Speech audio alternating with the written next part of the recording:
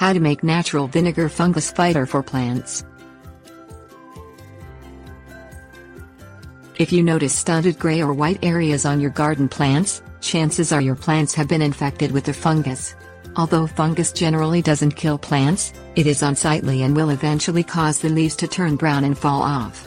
If you prefer not to use toxic chemicals in your garden, treat your plants with some homemade natural vinegar fungus fighter.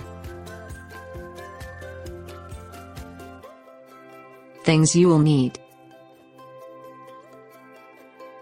2 gallons water, 2-gallon plant sprayer, 6 tablespoons organic apple cider vinegar, 2 tablespoons vegetable oil or citrus oil, 2 tablespoons dark molasses, 1 tablespoon baking soda.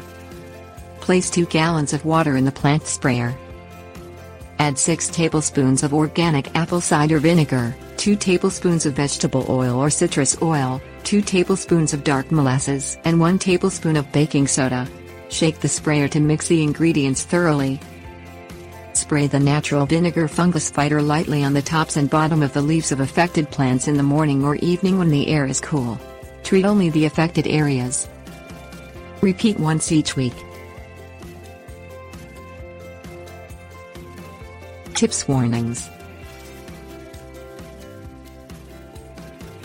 Cut the recipe in half for a 1-gallon plant sprayer.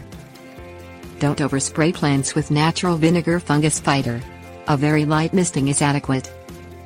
Put a small amount of natural vinegar fungus fighter in a spray bottle and use it to treat mildew on indoor plants.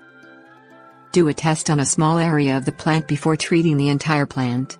Treat a lower leaf with natural vinegar fungus fighter and wait 24 hours to make sure your plant suffers no adverse effects.